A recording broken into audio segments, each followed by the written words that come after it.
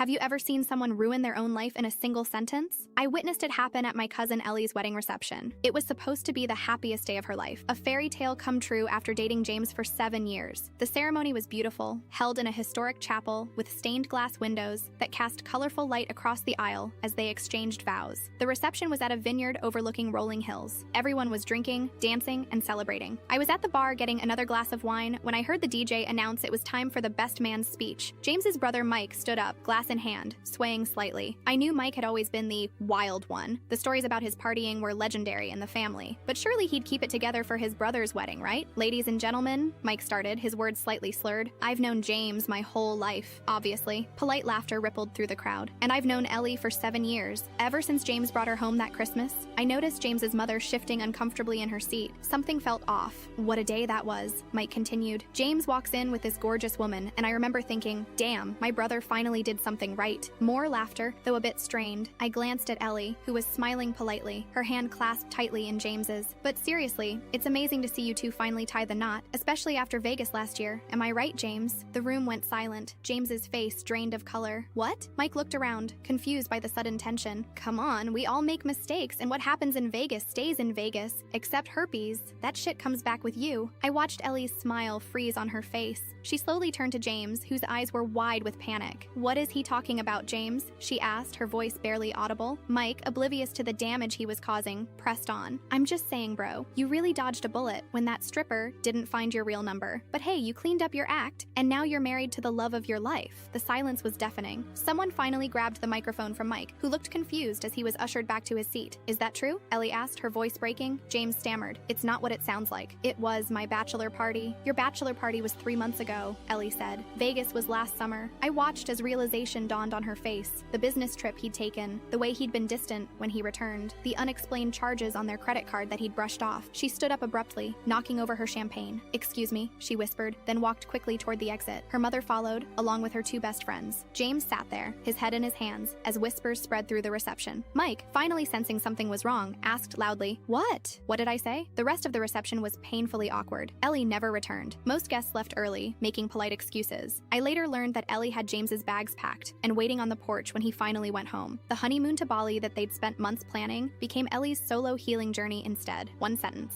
23 words about Vegas, a stripper, and a dodged bullet. That's all it took for Mike to destroy his brother's marriage on the very day it began. James and Ellie's divorce was finalized 6 months later. And Mike? He wasn't welcome at family gatherings for years.